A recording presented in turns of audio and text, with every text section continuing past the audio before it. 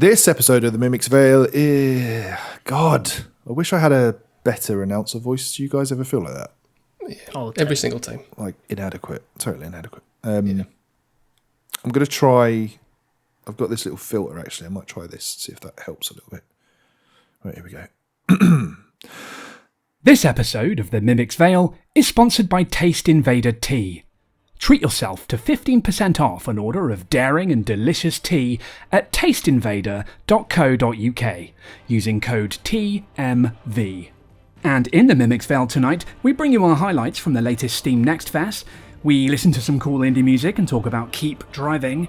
There's discussion on the ever-relevant old perennial that is the Elder Scrolls V Skyrim. And finally, the game that always makes me feel like I've taken a bit of a turn whenever I say it out loud. It's Like a Dragon, Pirate Yakuza in Hawaii.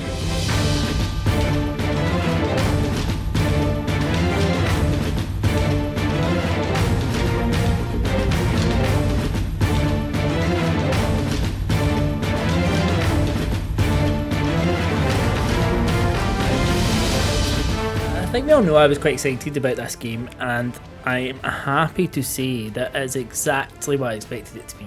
It's silly, it's funny, it's just, well, I mean, you would almost say it is a bit batshit crazy, but it's ultimately infinite wealth, but take out the turn base and put action combat back in, and add in, like, ship combat, which is so much fun.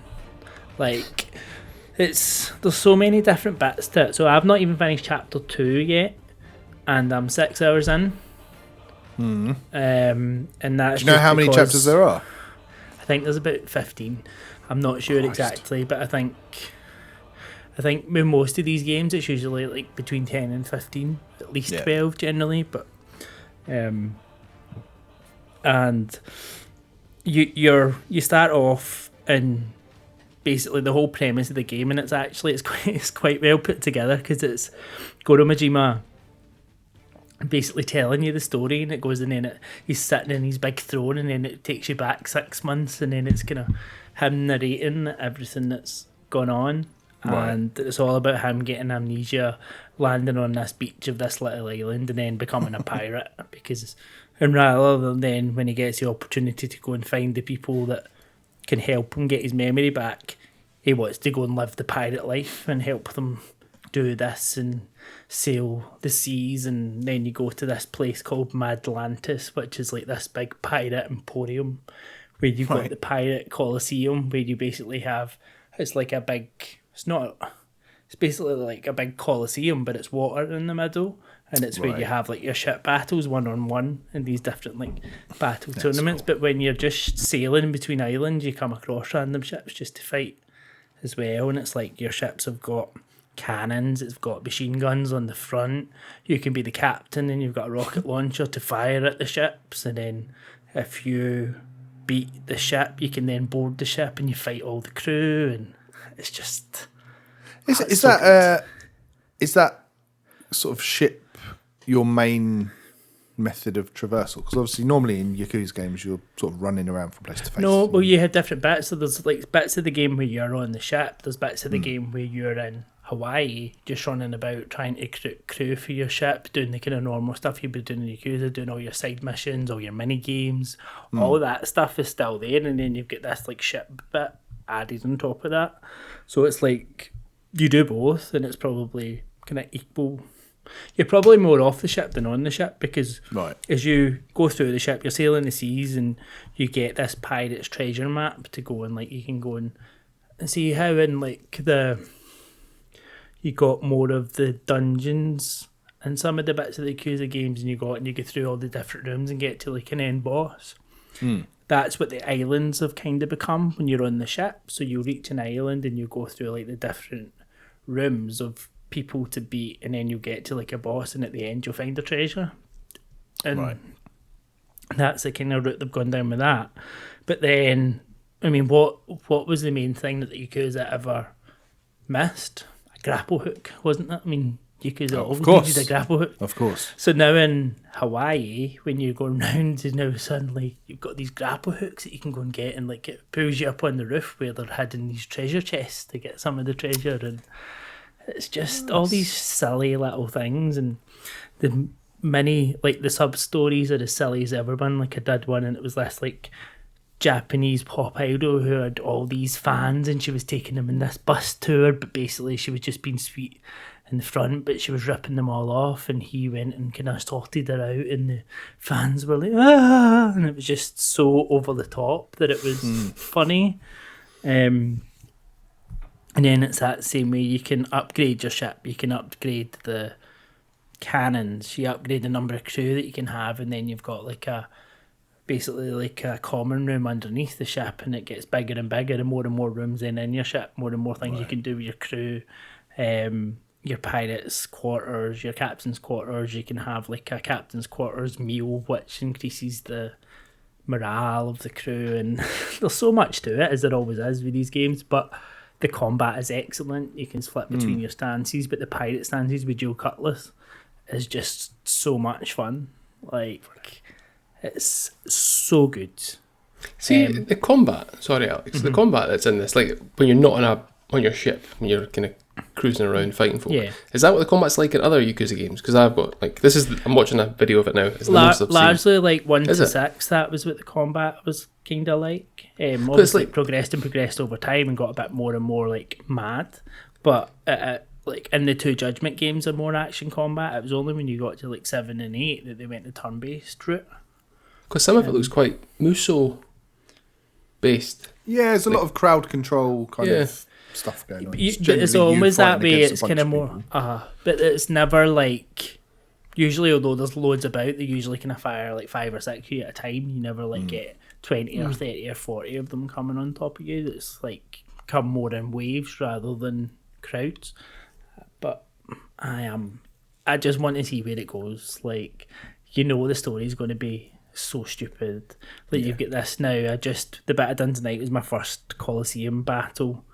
And then I met like the Queen of Madlantis, which is this big. It's almost like Vegas of the Sea type dirty vibe, and like CD but lights, and it just feels really good. So you've got Queen Michelle there, who is going to be a character.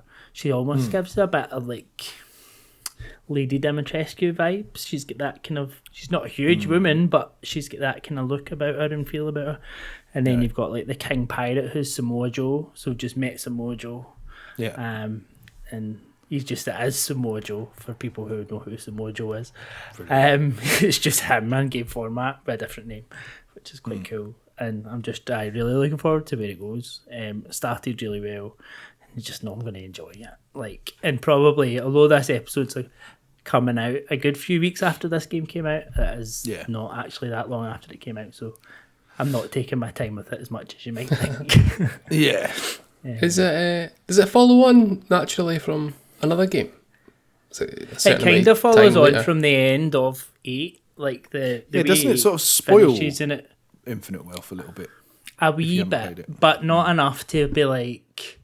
It tells you a bit of the end of the story of Infinite Wealth, but at the same time, if you hadn't played it, you would forget half of what it told you, because it's really things that come in like right at the end. It would make no sense to you on their own, like, and it's not really spoilers, but it kind of is a bit. You'd have to know a fair bit about Infinite Wealth in order to put it together as a spoiler. Yeah. And then it's very like just kind of giving you a wee bit of context around the world more than anything, rather than the story. And kind of how Majima's ended up where he is, because Majima, was he even in Infinite Wealth? He was definitely in 7, was he, in Infinite Wealth? I can't even remember, maybe a wee bit, but he was in 7, but no, it was more about Kiryu in 8 than Majima, but I'm glad it's really meeting enjoyable. Meeting your expectations. That is very cool. I mean, and then I totally understand like why it's not scoring as high as Infinite Wealth, because it's not get that same quality of story. They're just building on the same worlds and doing a completely different thing in it, which I completely respect. I mean, these guys, I was listening to something the other day, and like for the 25 years or whatever this franchise has been going on, so it's been 27 games or something. Like there's been either averages out to a game a year, or either just over or just under that. I can't remember the stats, but like, that's crazy, and not many have missed. Like they are all good, not even just decent. They're all good, and some of them are excellent. Like it's RGG know what they're doing, and we've talked about that before. And to be fair, around like when we were talking about which studios we would want to kind of reset and take things forward, and I would definitely have them in there because I think they're a very sustainable development studio and they know how to make a good game. Yeah, I do think they've got the blueprint. I think it's fair to say Yakuza games are kind of like AA in scope, probably, aren't they? I mean, they're huge, but they're not like... It's not like you're looking at this and, oh my god, look at the graphics, because it's not that type of No. But they're functional and it... Yeah, exactly, and they cram a lot into it. And I think I've heard that this isn't quite the same way as, was it Man Who Erased His Name and Ishin were like smaller side stories. This sounds like it's halfway between that and a full Yakuza game. It feels like it's because it's still a bit bigger. It definitely feels a bit bigger in terms of like how these first few chapters have gone. Because I'm quite like really not at the end of chapter 2 yet, but like I've already got my crew up to like 15, and I've got. You just keep. It's that way. It's just addictive. It's like, I want to go and see what that is over there. It's that map of all these icons. I mean, Lewis, you would love it. There's so many things on the map. Like, you're just like, I'm going to see what this does. I'm going to see what that does. And then it's like the way your party then gets built up, and like the way you're.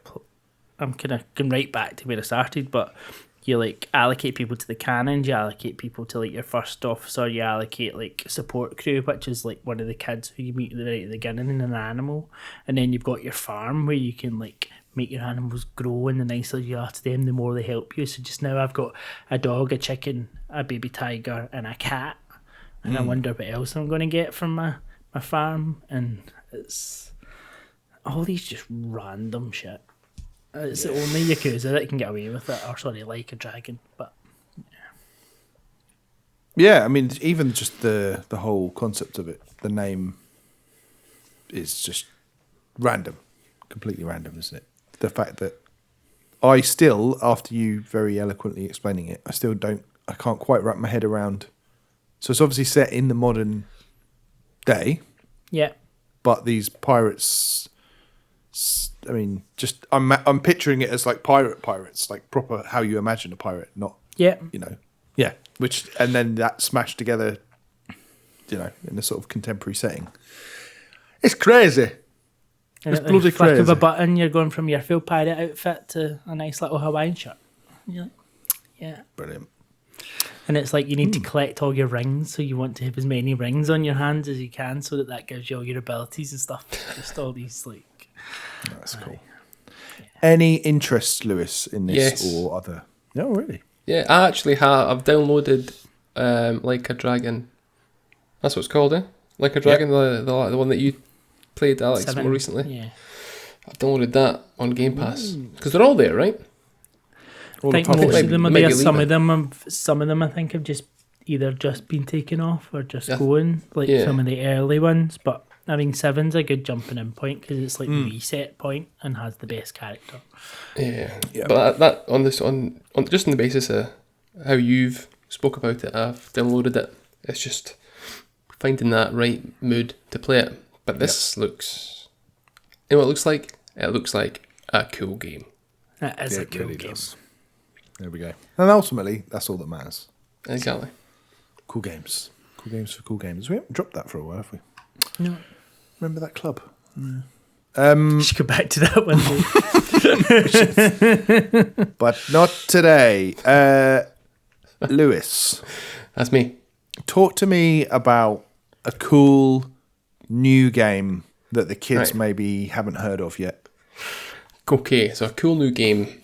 I've been playing this, I believe it's just early access just now, but it's called Skyrim. Wow. The longest early access period in history. That's it. It's been in early access since 2011. Right. Have they added any colour to it yet? Is it still just grey? It's just grayscale. Okay, cool. which is, we have all pitched grey games to each other before. we have. We love them. So after our avowed chat, I think we'd settled. I haven't uninstalled it. I tried to go back to it, and was just still quite frustrated with how it played. I couldn't get used to third person, and in first person, I still find looking from side to side to be really slow. And I'd sort of mildly threatened isn't the right word, but let's just say mildly threatened. As I'm going to play Skyrim just to spite both of you. She would never do anything else, right? No, of course not. And that's what I've done. Now I can't remember the last time that I played it. I don't think I've ever finished it, but I decided to go. But I have a different character type, so I think I've gone for like some sort of weird spellcaster. I'm channeling Ben when I play the game, just to see what happens. And I honestly think it's head and shoulders, miles and miles and miles above where Yakuza Avowed is. I know you guys disagree with that, but I don't know what it is about it. It's something about those Bethesda games for that time, like Fallout 3, Fallout 4, this, Oblivion, like New Vegas, all have that sort of same really sort of Moorish gameplay loop. And there's something I forgot about Skyrim, in that it has, in Fallout, it's got VATS, and I think it's Fallout 3 and New Vegas, maybe it's just New Vegas, that if you do like a killing shot, it'll slow down and do a slow motion bit animation of the arrow going in, and that's what happened. I was shooting a deer for no apparent reason with a bow and arrow, and it slowed down as it killed the deer. I was like, I forgot all about this. Can I interject with a question? What is the game? What is the gameplay loop that you love so much? What is the loop? Because I've only ever played a few hours of it, not long enough to notice any kind of loop. I don't know what it. Well, I guess it's going from town to town, picking up quests, trying to figure out what this Dragonborn thing is. I'm not entirely sure, but I just find it quite addictive, and the same way as those other Bethesda games that I mentioned, where I'd said about Avowed, it feeling really close. Everything was really big and felt really sort of in your face. With Skyrim, you get that. It's almost like a draw distance to stuff in the background. I almost think I can kind of compare it to like Lord of the Rings, the descriptions of like the mountains being huge things, but they're still like away, like a tiny little speck in the distance. And that's the kind of thing that I get from Skyrim. You kind of come out of the sort of base, the first little area that you're in, and it's almost like Breath of the Wild, where you're presented with this sort of vista, and then you're walking down with a guy and he goes, oh, look up there, I used to have nightmares of these things coming down to get me from my bed when I was a child. And you go, fucking hell, it's like way over there. And like that's just a point in the map, and it's just so much bigger than that. I don't know, I just think it's such a cool game. Such a good game. I guess that, scale wise, Avowed is much smaller, isn't it? It's like open zone compared to a vast open world that Skyrim has. Yeah. So I guess that does make sense if that's more what you're into.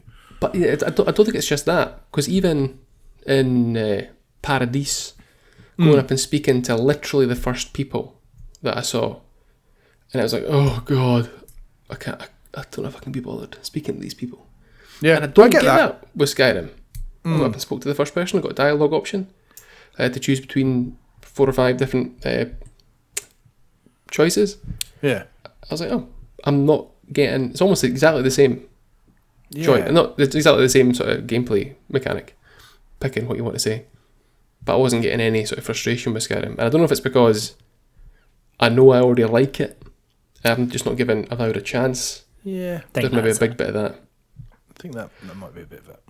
Yeah, but I don't think you are alone in thinking Skyrim is better than Avowed, though. Like, I think it's very much No, the yeah, general yeah. consensus. If you had to compare the two, I think most people would say, well, Skyrim's a classic and Avowed is. I was surprised at how old it was. Was it I was 15 like, years old, 12 years old? What is it? It's 2011, so 14. I think it was 11, 11, 11, wasn't it? Something like that. I think I had it on. Well, it must have been PS3. But I was like, I can't remember when this released. And then I seen something about 2016, but I think that was a special edition. Like, shit, it's older than that, surely. But I didn't think it was quite as old as 2011. And we've not got Elder Scrolls 6. And that was teased, God knows how many years ago now. Maybe 3. But you're not going to get that for probably at least another 3 years. But I mean, you are very likely getting an Oblivion remake this year. So You hope so. or better be. It's in my fantasy critics. So Yeah. better be. I loved that when that came out as well. Oblivion. That's another classic game. Was that PS3 as well? It It's must have been. Xbox 360. I don't think it came out to the PS3 Oh, maybe it until was a lot 360 later. Yeah. What did I play it on then? Did you have 'Cause a I- PS3, Lewis? Yeah. I don't think I knew that about you.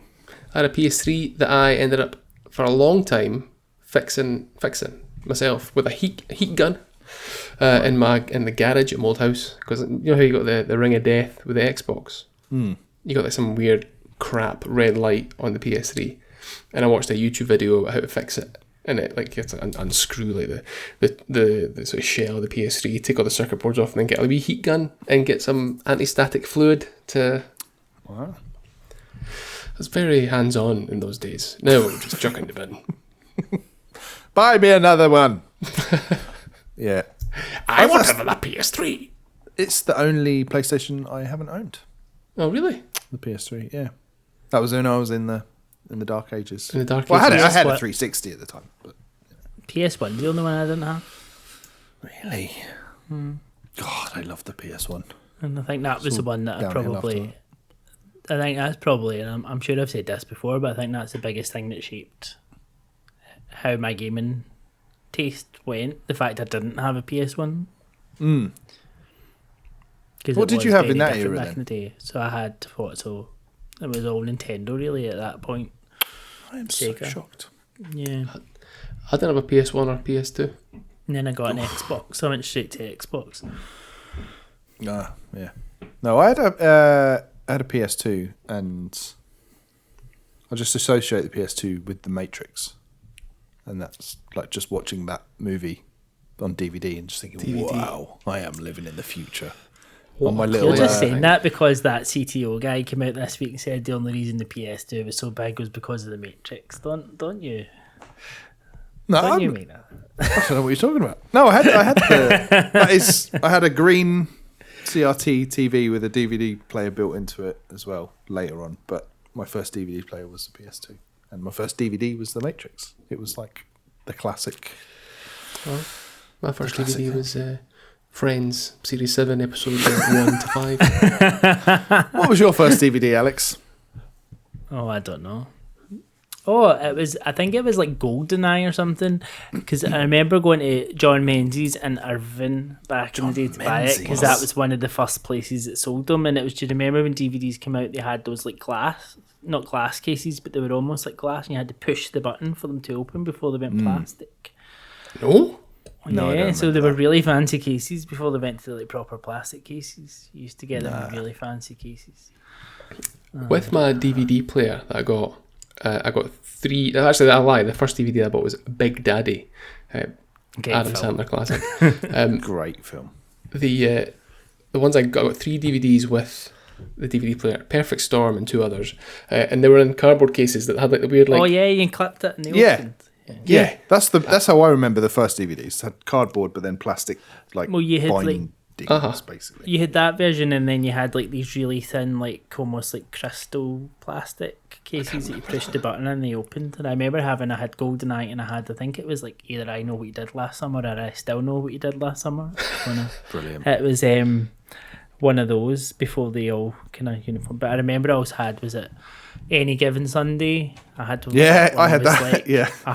And then you used to have somewhere they would hide like another disc like inside the if you opened it up there's another disc hiding in the cardboard bit as well as like in the case side. Yeah. I need to Romeo look Must at Die I should was have got another some one. of them. I got rid of all my DVDs I've still got some. when I had I've got some. kid. I have every series of VR on DVD in a cupboard somewhere. Oh, really? Yeah. I've got a couple. You also unlocked another core memory there, Alex, when you mentioned John Menzies. I haven't heard that name for decades, and I can just remember John Menzies on Lowestoft High Street, and my mum would occasionally take me there for lunch, and I used to have like a ham roll and a chocolate milkshake, and I can still picture it. I can Is that still fridge taste one? it. No, it was like a proper. No, not proper. Is it Crusher? You know, you used to get the bottles, yeah. and they just made it there, and yeah. that's I just- always thought it was like, oh yeah. Can't remember that. I remember John Menzies. I don't remember Crusher. Well, ours was a posh one with a cafe. Sounds it. Crusher. It was either that or Wimpy, where everyone was smoking while he's trying to have a Yeah. burger. You've still got a Wimpy here, And they still smoke there, I bet, don't they? probably. It's in the bowling. Is it? Yeah. Nice. Well, while we're getting all nostalgic, Oh, yeah. I have been playing a game that is tinged with nostalgia. So let's talk about that, I guess. I have been playing Keep Driving. Right. Right. So that? Keep Driving is a. It is. Is it just on PC, Alex? Is it just a Steam? Yeah, I think so at the Dropping, moment. I I can see it. I can definitely see it coming to more things down the Yeah. line, but at the moment it's only on PC. Yeah. So it is like a. It's like a road trip RPG / management sim, I would say. Kind of with a. I don't know, 80s, maybe early 90s vibe It's to early it. 90s, yeah. Yeah, where you're basically playing this, I don't know, teenager who's got a car for the first time and is just got the summer to themselves and can just go out and do whatever they want to do and drive from town to town, picking up hitchhikers along the way and just getting up to all sorts of fun and games, basically. I think the overarching quest is to go to meet your friends at a festival, like the other side of the map. But yeah, you can take your time doing that. You can kind of go, pick up quests from other towns and go and do them and kind of backtrack and upgrade your car and upgrade your hitchhikers and stuff like that. It's, just to set the tone. So the difficulty setting in the very beginning when you're setting up for your run, you can choose how good your relationship is with your parents. So if you set it as you've got a really good relationship with them, when your car runs out of petrol, whereas normally that would be a game over, you've got a 80% chance that your parents will come and help you, like revive you almost. Whereas if you set it at 0 or 1, I guess they don't turn up and then it's just game over. Which is quite cool. But it's that sense of like teenage freedom and not having any responsibility that I think it just captures really, really well. It's kind of like a choose your own adventure format, but in a sort of more modern setting and just deciding what the hell you want to do. And I think the look of it is obviously sort of pixel art and that But lends it's itself. not even proper pixel art though. It's almost like because if it's like the next state is like modern, but Yeah, it's like quite detailed. It's not pixel art. It doesn't look like 8-bit or 16-bit. It's just yeah. clearly made up of pixels, but quite detailed ones. The soundtrack is just phenomenal. So it's not my sort of music at all. It's all quite sort of grungy indie stuff, but it's brilliant. It lends itself to that whole you're just this grimy kid driving about. Is it these... actual bands or Yes, is it? yeah. It's real bands. None that I've heard of. I think they're local to where the developer is The from. Swedish indie bands. Who knew Sweden had such a great Yeah. indie rock scene? But apparently it does. But you'd probably like it, Lewis. It seems like it's more your sort of thing. It looks like it looks good. music-wise. One comment on the video that I'm watching. They need to calm down on the accelerator because it looks like there's a lot of quick acceleration and then instantly stopping again. It looks like a rather uncomfortable ride. Yeah. Well, you've only just passed your test, so I think that's. But then you should be excellent at driving. So in theory, that should be your best driving, shouldn't it? Yes, exactly. Yes. And then you only get worse from there. True. You get lazy. But yeah, as you are driving along, you encounter road events, which are almost like your random battles. And then you play this quite simple card game. Again, brilliant. Card battling, where you kind of have to just match symbols. And if you take damage, then one of your, either your durability or your fuel or your money, and there's one other, maybe like your energy or something like that, they get depleted based on the colour of the attack. So, let's say there's a cow blocking the road. You'll get this big block of text going past just saying, cow! And then you'll stop and then you'll fight the cow kind of thing. Which is good fun. You'll fight the cow.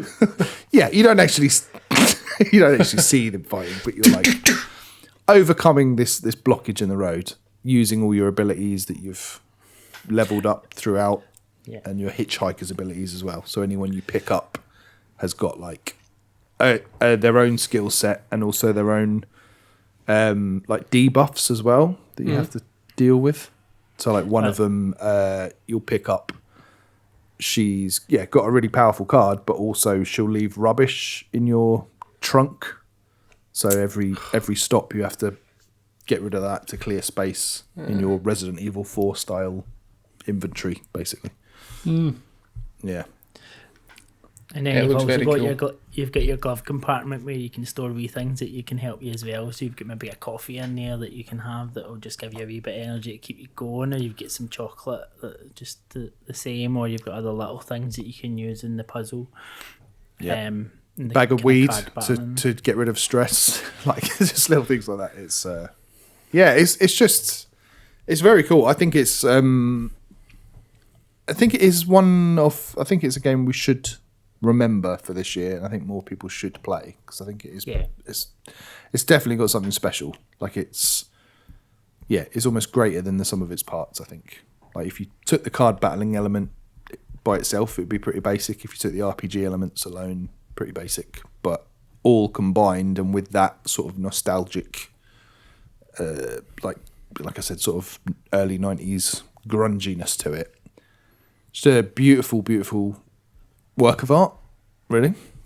It looks and with loads of replayability as well. So I've finished a run, but I feel like there's so much more I could do. I finished that run and I unlocked some more stuff, like different vehicles and have you gone back? Loadout. I haven't yet because I've. But will you? Classic Ben is I've rolled credits. I'm done with this now. Yeah, I mean, more than likely not. But if if this was the only game I owned, then happy days. But the pressures of podcasting, a weekly podcast. So I can't come here next week and talk about this game again. Exactly. So that's why you should be playing small games like Skyrim. Exactly. Do you think you'll see that to completion and then play it again? Well, I've not done it in 14 years, so yes. Can I just... Oh, it's overwhelmingly positive reviews on Steam. But I'd like to just shout out one bad one. Go on then. From Full Balance. Speckle, 13.5 hours. This is a negative review. It's very good, but in current state, one gameplay loop takes 3 hours max, brackets, with figuring shit out. Just not enough content. Feels like demo. One small line of coke that lose taste after very short time and you feel scammed.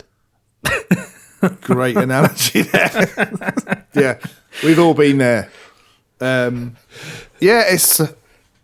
I think it's infinitely replayable because I kind of did a few side quests and then went to the goal. But if you wanted to, you could just keep driving about, going to every single node on the map and just having a whale of a time. You know, powering up your vehicle, unlocking more stuff, picking up different hitchhikers, and they'll like chat to you on the way. There's little text, so you can get to know their personalities a little bit. I think they've done it a disservice. Yeah, I don't think they've taken the title literally enough. Not exactly. So Speckle needs to go back and keep driving. Just keep trying. Keep driving. Yeah, good one.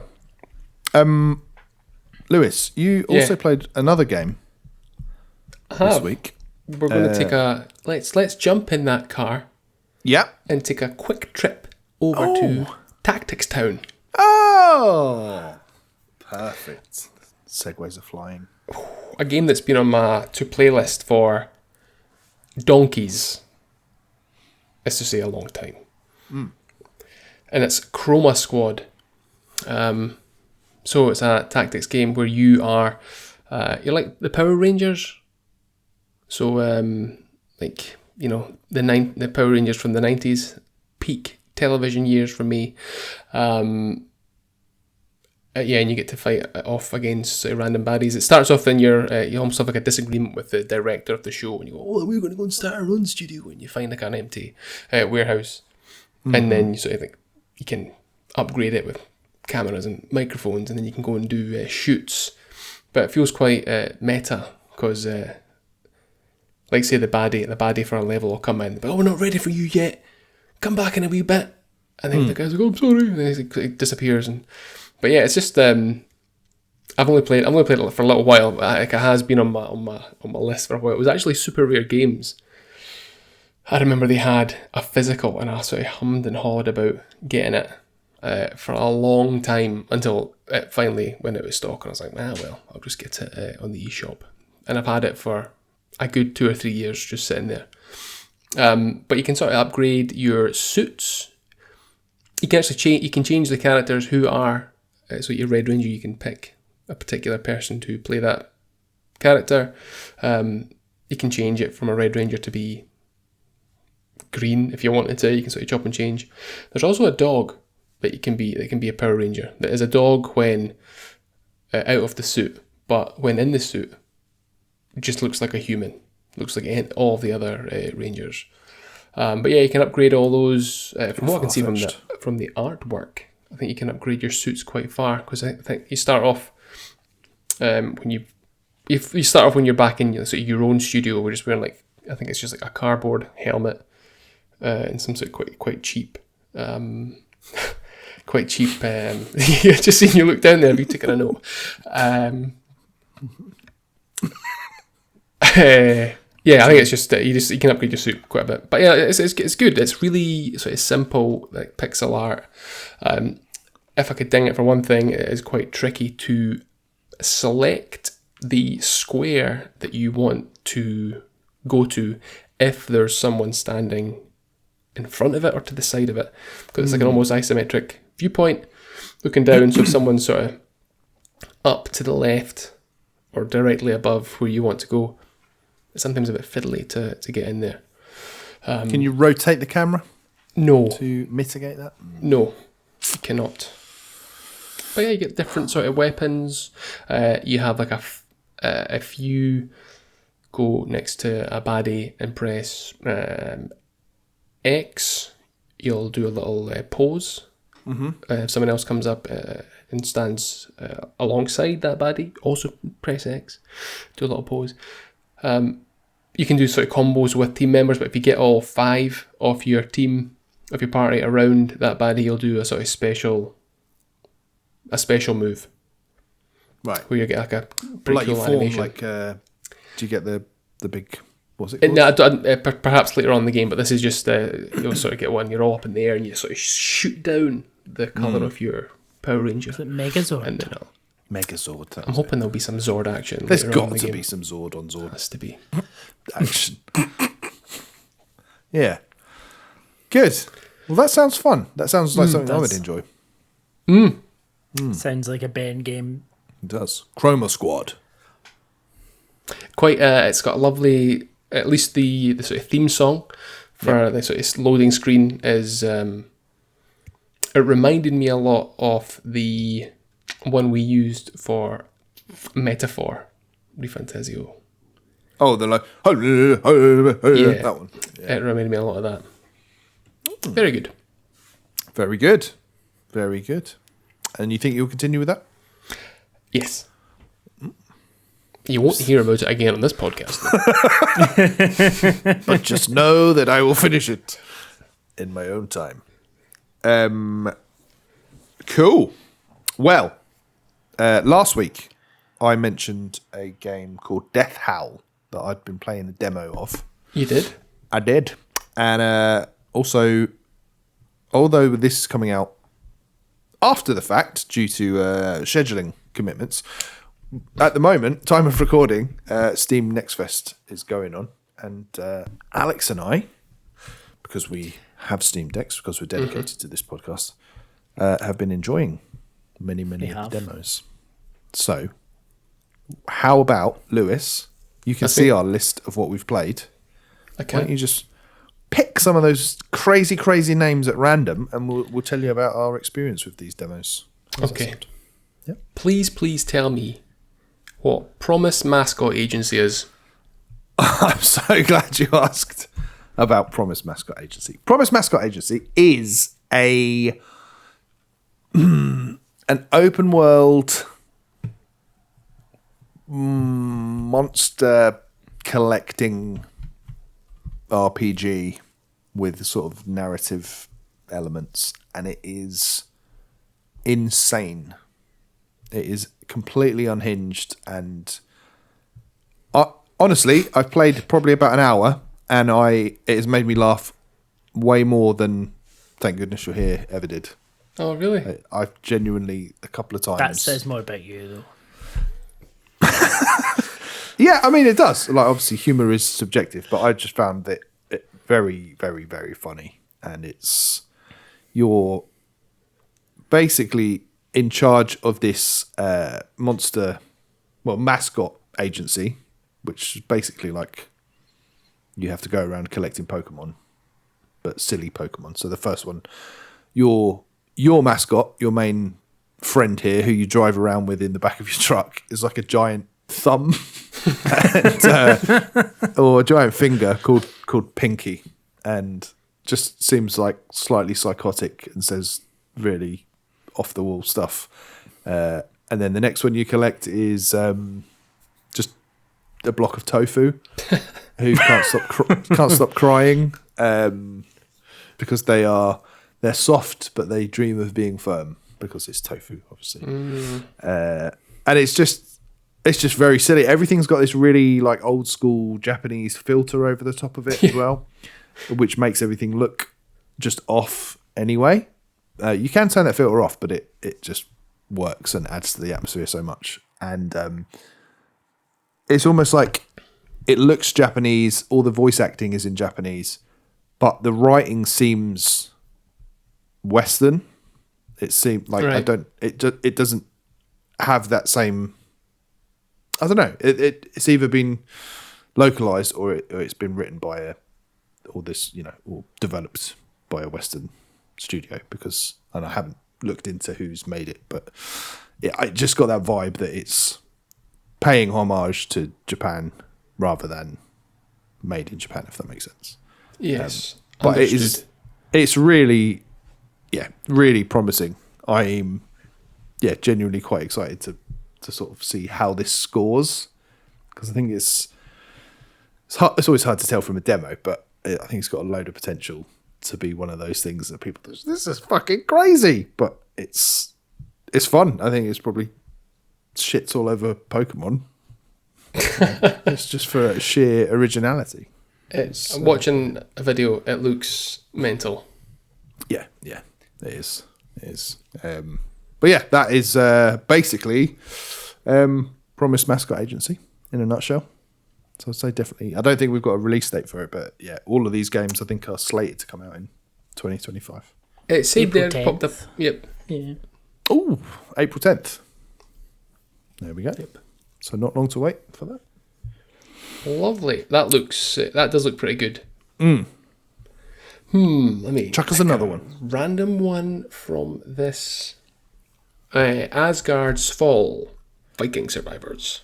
Ooh, I think, Ben, you might have actually played more of this than me, but it's guess what, Lewis? This is a Survivors like. Oh. I mean, who would have known? But it's basically Asgard falls, so it's in that Norse mythology type Survivors like, but it's very old school pixel art, a bit like Vampire Survivors. But where this takes it a little bit different is some of the abilities that you gain, you then plot them out on like a board, and it's almost like each one goes into like a slot, but then they all move like diagonally, and then the way you place them in this, so they all then buff each other depending on where they're sitting. So like if you've got one that's diagonal to this, then that one will give like boost that power, or you've got different synergies in terms of how it all works. So you've got this grid, and it's not just about getting your abilities, it's about maximising them the most. So it's got a slightly different take on it, and the way you get it. And the maps are quite small, but they're quite nice, and then you've got different things within the maps, with different towers that you need to activate as you go.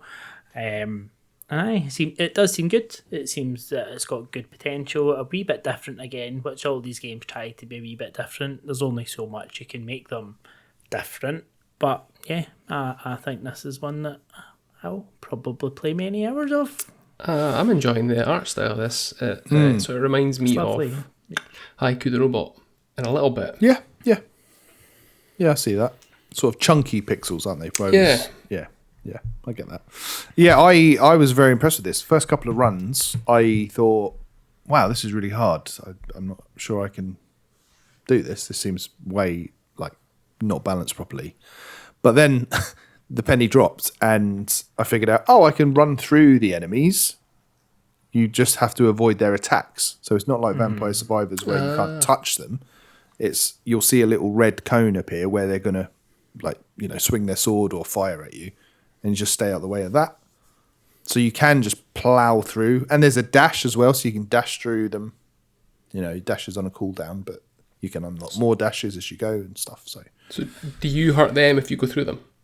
No, there might be an ability that does that, but not that I've noticed as yet. But it does make it feel more twin stick shootery, where it almost feels like you've got a dodge roll, and also I'm using the right stick to aim my primary attack as well. So it's got, it is a Survivors like, but it's got more twin stick shooter elements to it than your normal ones. And also, that whole node thing that Alex was talking about, where you can sort of put your powers on this board, and you could, say you've got a 10% frost damage chance. If you put a little boost around every one of them, then that 10% could go up to 100%, and then like every time you hit someone, it will cause frost damage, kind of thing, which is quite clever. And then the other twist I thought was quite nice was this sort of war paint system, which I don't know if you've dabbled in that, Alex, but like I haven't yet. No. So you like unlock. You can create this war paint, and I thought that was just a pixel art editor to start with, where you can make your face, but it's actually you put different emblems on that you unlock, or you can craft different ones to put on this war paint, and each of those has some ability, like it will boost your movement speed by 10%, or whatever it might be, increase your health regen by 1.5%, stuff like that. And you can just put them all on this little pixel board, and each one that you can sort of fit in, again, like Resident Evil 4 inventory management style. Everyone you can cram on will go with you on your subsequent runs. So it's quite just a few nice little twists on the formula that made this one kind of stand out for us, I think. A worthy place on Survivor's Corner. Yes. Beautiful. That's Asgard's Fall, Viking Survivor. Mm-hmm. Creepy Redneck, Dinosaur Mansion 3. So I have played this one because Ben very much recommended this to me as an Alex game. And ultimately what this is, it's very Puzzle Quest like. So it's at its heart, it's like a narrative match 3 game. So each kind of bit of it as you're going through is a match 3 puzzle, but you're fighting against someone essentially, or you're trying to achieve something. So like you'll do the first match 3 puzzle, and the way the demo opens to get over a gate, but you basically need to get the right number of like blue, red, purple, green icons to unlock the ability to climb over the gate. So it's all about clearing enough of them. And then when you're in, you then end up in a battle. What you're in a battle against is potentially a T-Rex or the ghost of a T-Rex or a haunted T-Rex or a and the match 3 puzzle adds in like blades or knives, like little knives, and you need to match them, and if you match them that applies damage to the directly to your opponent, but also you can add up all the different icons in the same way as you do for other abilities, and you gain these different abilities for your character to see, maybe like shoulder barge them or do this or do that, and some of the abilities will take your turn, so you can't match anything that turn, or some are on top of your turn so it doesn't use up your turn, so you can use the ability and do a match for that round. And it's all about how it kind of layers on top, and it's telling us different stories you go through. And I think this is, I've never heard of this before, but it is called 3, so I assume there are versions of this. 1 and 2 somewhere. 1 and 2 is somewhere, but it was actually, I enjoyed the demo, and it's the demo's written as a demo, and then it takes you into this bit, and you are here to find these bugs, and like it's written that the story a bit in the demos, is they're almost using it as a, which a lot of these things are. It's almost for them using it as a bit of a test, it's good fun. It's good fun. It's really simple, something that you don't need to think a lot about, and you laugh at some of the writing in it. And you know what you're doing, because it's ultimately like Candy Crush at its heart, really. Like, it's fun. But with a quirky layer of paint on it. Yeah, because I did actually recently start playing Puzzle Quest on PS5, because I'm like, I'm going to try and play this, which is, it's ultimately the same thing, like, really. Yeah. And it's Strange Scaffold, which is they were the ones that put out Click Holding, firm favourite of this podcast, and I Am Your Beast, El Paso Elsewhere, all those bits and bobs. So they're like churning out games. It seems like one every quarter, one every 6 months. They have another one in this list as well, don't they? Well, you do. Let's see if he picks it. The pressure. Is this seat taken? It's not that one, but this one. is probably I'm going to say, is this my highlight of the list? I don't know if this is my highlight of the list, but it's close. Because I played this tonight just before we started recording, and I ended up playing through the whole thing and the special level, like, so got all the stars all the way through. The best way to describe this, Lewis, is imagine you're getting married, right? And you're doing your seating plan for your wedding, and you don't want your crazy auntie sitting next to her crazy uncle, and then you don't want to do this, and they don't like them, and they don't like that one, and it's that as a game, ultimately, in different scenarios. But like, it starts off that you are in a car and you're going along and you're picking people up, and you're like, well, I don't want to sit next to them, or I want a window seat. It progresses to a bus, and there's like, I want to talk to someone, and I want a window seat, or I want to play my music loud, or I've not had a shower and I smell, or I don't want to sit next to someone that smells. And it's just basically a puzzle, and it gets more and more characters, and how you then place these characters within the different seats that are available to them, so that you have fulfilled everyone's wishes. And then it goes to a cinema, and it's like, I want to sit in the front row, I want to have popcorn, I want to steal someone's popcorn, I don't want to sit behind someone with a big hat. And it's all like these like really random things, and it's telling a little stories that goes in this one for about a 5-6 level demo, and then one of them's like, they're at a gig, it's like, oh, I'm in the band, and I'm in the band, and I want to dance, but I don't want to dance next to someone that's got too much bad cologne on, but I want to sit down, I want to talk to someone again, I want to be next to the speaker, I don't like loud music, I want to sit with my friend. It's just the juicing, like, of the options available to you. How do you get the solution that works to fulfill everybody's needs? And it's a lot of fun. It's brilliant. I think I'm with you, Alex. I think this is probably the highlight for me as well. I think it is a perfect length demo, and it's so polished as well. Yeah, like, it's presented in such a lovely style. Like, I'm assuming it's either a Spanish developer, or it's because it's talking about going to Barcelona. Starts in Barcelona, yeah. So, but it's really crisp. Really nice.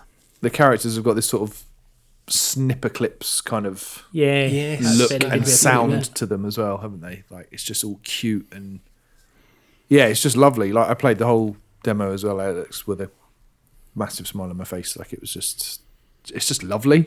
It's just lovely to play. I think it's of the same ilk as something like Wilmot Works It Out, or even Unpacking. The puzzle one. This cutesy, low stakes kind of. Yeah, it's. I think it's really promising. I don't know. Again, have we got a release date for this? But it feels done. There's nothing wrong with it at all. Can't see anything for a release date. No, there. it just says CBA. But yeah, very, very impressive. Exceptionally nice. polished, definitely. What about? Well, I'll do one more, and then you guys want to take a quick run through the remaining. Sure. I think 3. Sure. So the last one I'll pick is Shotgun Cop Man. No. Okay, I'll take that one. Can I ask a question about this before you start? And you're probably going to tell us. So is this the one that is the My Name is Pedro people?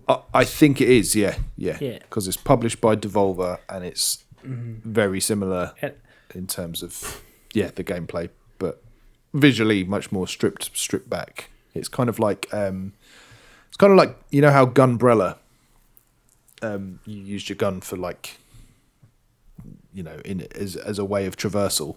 Yeah. This is that. So you haven't got a jump in this, so you have to use your shotgun to shoot yourself into the air and then control yourself, which takes a couple of minutes to get your head around, that you have to point your gun in the opposite direction in order to shoot yourself the other way, kind of thing.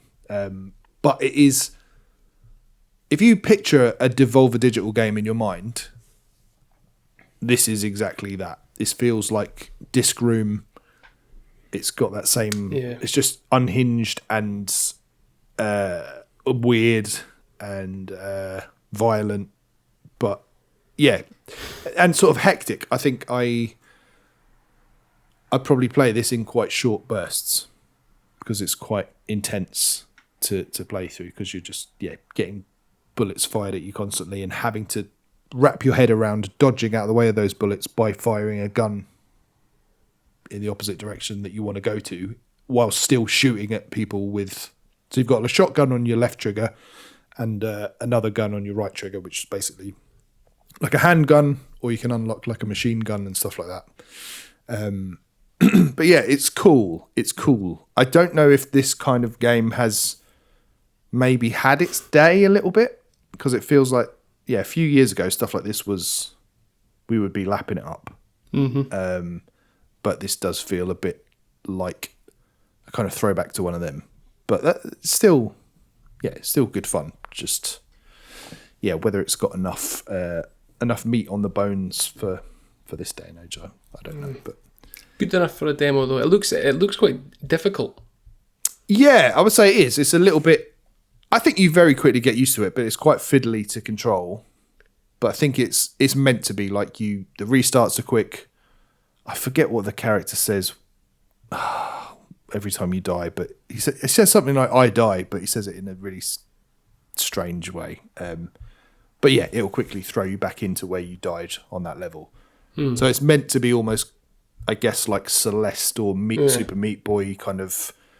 Yep, you're going to die loads, but you can quickly restart, get through it, kind of thing. But it's a cool one.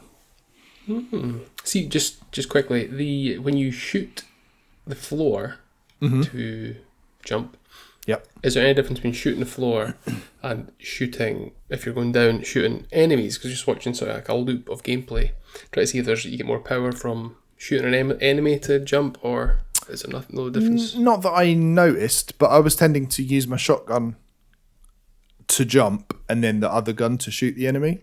All right, okay. So sort of and you're using the left stick to move and then the right stick to aim. So it's a bit like rubbing your tummy and patting your head kind of thing. But you very quickly get used to it. But it's, just a different concept, and worth certainly checking out. But lovely. So let's do a quick lightning round of whatever we've got left on that list, Alex. Whatever it is. The one I specifically wanted to mention is Roblox. Is that right? Is Rogue it Breaker? Roblox? No, is it Rogue Breaker? I've now even named Rogue wrong, Bricks, isn't it? Rogue I think. Bricks. Yeah. Rogue Bricks. Which, right, if you think of an Alex game, you think of this, right? Because it's like when I love Mastodon in VR, this is like my vision of that Mastodon for the Steam Deck. That's like how I feel it. So it's essentially Breakout, but as a roguelite. So you get 6 balls, and you then just need to progress as far as you can with these 6 balls before you die. And it is Breakout is hard, but then you get all these different abilities, like you can get different types of balls just for customization. So I've currently got a poo ball because one of the things I unlocked was a poo emoji, and then you can use that as a ball. I'm like, why wouldn't you? And then it's like the different, you get multi-ball, you get split ball, you get these different enemies that appear which the ball will bounce off of, you get protection below you, you need to try and build up your combos, you need to clear so many different things, you then get different levels, so you're collecting like the residue of the blocks to like increase your level so that you can then get different abilities, and it just layers and layers. And what I'll also give credit to this developer is the put achievements in the demo. So there's even 10 achievements to get within the demo itself, which I think is a really nice touch. I have currently got none, and I think I've played it for 4 hours. Shows you how good I am at this game, but it's just really addictive, like really customizable, like just fun. Like it's just one more run of a different type, and highly recommend people give this a try, because it's one of these games that people will miss. And I think if you like that kind of classic arcade game like Arkanoid and all that fun, Breakout, you'll enjoy this. Sweet. And then last shout out from me is the other Strange Scaffold game. So from the makers of Clickholding, Lewis, comes Teenage Mutant Ninja Turtles Tactical Takedown. Wow, I would never have thought that. No. But I think I did mention it on the podcast several episodes ago that they'd got the license to a Turtles game. But I didn't realise it was this far along. But basically, yeah, Shredder's dead, Splinter's dead, and this is what happens afterwards. And so they've gone to town with it as an IP, and made a tactics game with the Turtles, and it's incredibly cool. It's for someone that likes tactics games and is massively nostalgic for anything Turtles related, then this is right up my alley. The OST is strong as well. Like it's proper good stuff. The demo, the UI, everything else feels a little bit bare bones at the moment and a little bit mobile-y, which I don't know if that's, maybe this isn't as far along as some of the games that we've mentioned tonight, but it's got a lot of potential there. It's just fun to play. My biggest gripe, and I hope it's just because it's a demo, is you only play as one turtle at a time. So like you start off as Michelangelo, and then the next, play as him for a few levels, and then you play as Raphael on different levels. Like, I want to play it like Mario plus Rabbids, where I've got a team of 4 turtles, and they're using all their abilities. So hopefully it will evolve into that, and you'll all come together, and then it will be a team-based tactics thing. Because at the moment it's, I'm just Donatello setting all my little, nerdy traps and stuff, and be good to have them together. Is there obstacles in the levels that would say, you're going to use Donatello for this because you need to touch that button that's across there and you can't get it? No, you can't choose what turtle you're playing as. It's like you just are the levels like customized for a particular turtle? They probably are. Yeah, they probably are, but not that I kind of noticed. But they probably thought, okay, well, there's Raphael's more melee based, therefore let's put everyone in close quarters and stuff like that. But yeah, it's cool, promising. No idea what stage it's at of development, but I think it's just very cool that we get a Turtles tactics game made by this extremely prolific indie developer. Yep. Can I just say, I love how they're like playing pieces, the characters. Yeah, That's like cool. almost like you're playing like chess almost with them, which is good. Yeah, it's good fun. Very promising, and loads more stuff that we had on our to play list that we'll either talk about again next week, but we can't, sit here talking about demos all day, especially when we have the very important matter of a quick game of Guess the Outro. What was that? Time bomb. Guess the Outro time bomb. You know what to do, Yep. don't you? What's it all about? Tell us really quickly. Guess a game. From 10 clues. That was too quick. Okay, good. Here are your clues. Number 10, it's an indie. Inscription. Nope. Number 9, at least 2 of us have played it. Moonlighter. Nope. Number 8, originally released in 2022. Oof. That's recent. That makes it tricky. I'm sorry, forget I said that then. Yeah, okay. But I see what you mean, because now I'm trying to think, what do I know? Any Yeah. games that came out in 2022? Yeah, what came out in So 2022? like Stray or something. Is that the 23? Is it indie? Technically. Is that Annapurna? No, I think it is technically an indie. Annapurna. Yeah. Or PlayStation money? I think that was marketing money more than it. So let's get straight then. Stray. No, not Stray.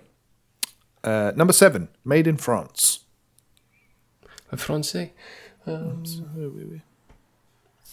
is that like Dotty Mew or something then? It might be Shredder's Revenge. No, that wasn't as long as 2022, was it? Yeah, Was it? I think so. Try it then. Teenage Mutant Ninja Turtles Shredder's Revenge.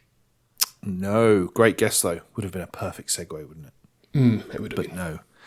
no. Number 6, Kind of Funny's Blessing Adeoye Jr. says, Cough.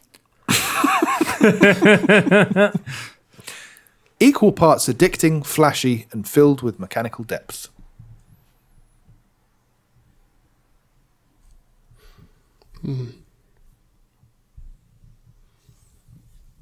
Any ideas? No. No, that's... Beneaths. What's flashy? What's got mechanical depth? What's an indie? What's France? French? The Little Baguette. The Little Baguette? No, it's not The Little Baguette. And apologies to all of our French listeners.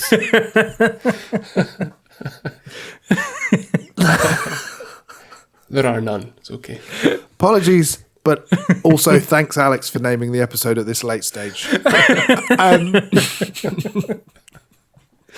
Number 5, originally released on PlayStation 4 and PlayStation 5.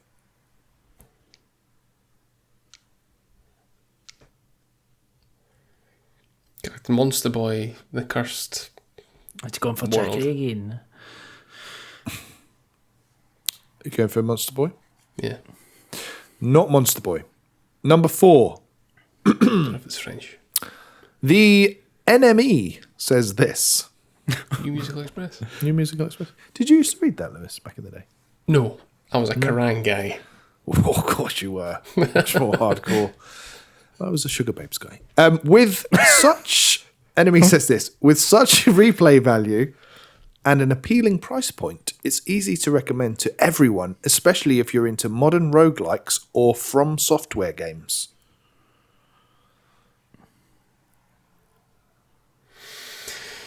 Modern roguelikes.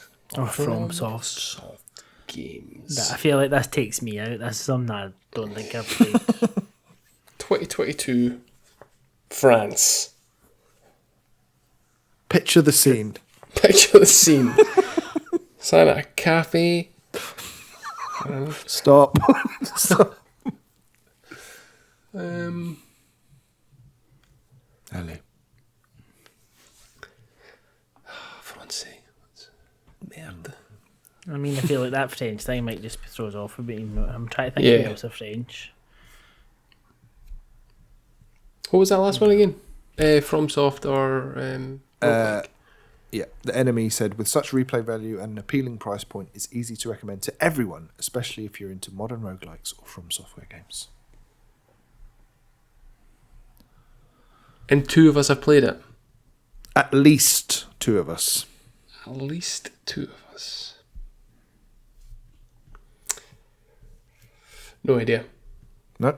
No, Next pass. clue. Yep. Yeah. This studio's next game is due to release in 2025. That's number 3. 3.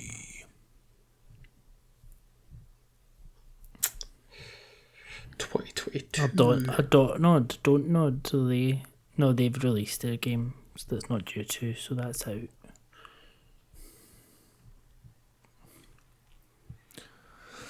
Eyes up here, please, Alex. Eyes on me. My hands are there with like a Lego thing in them, so I'm Of not course, I've cheating, got I Lego in. promise. Never in doubt.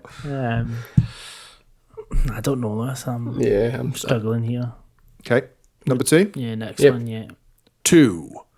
GameSpot says blank will likely ignite the difficulty debate once again, and it's certainly a shame that more people won't get to experience the game because of the barrier for entry.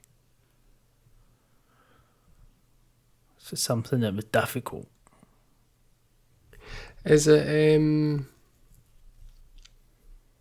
what was that game? It was like a 3D platforming type thing. Blue Fire or something like that. Blue Flame. I can't remember what it was called. It looked pretty janky. Don't think it's this. Blue something. Is it Blue something? Is that your guess? Mm-hmm. It's not Blue something, and it's not Blue Fire. No, Is that what it's called? I think it's Blue Fire. Yeah, the one you think of. Number 1, your final clue. 1 word. Revenge. Revenge.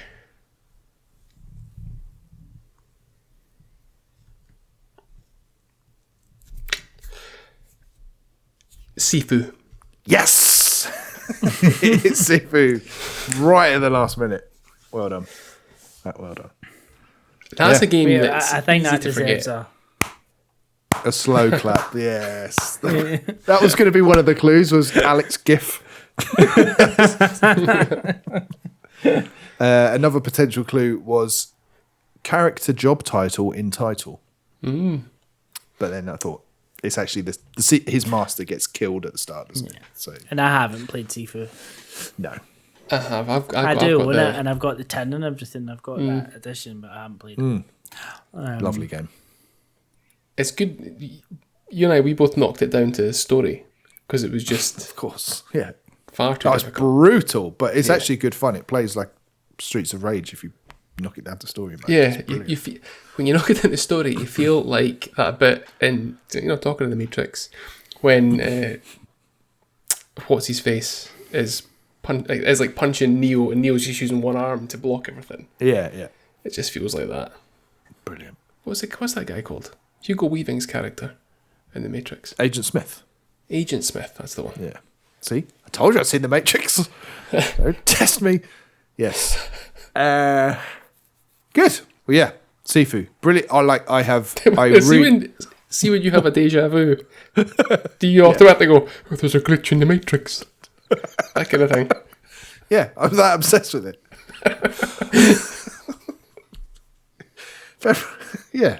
Whenever I, just chop something while I'm making dinner, I look at my wife and go, I know Kung Fu. She hates it. Anyway, that's Sifu. You want the red pill or the blue pill? And she says, Ben, those are suppositories. I'll have both.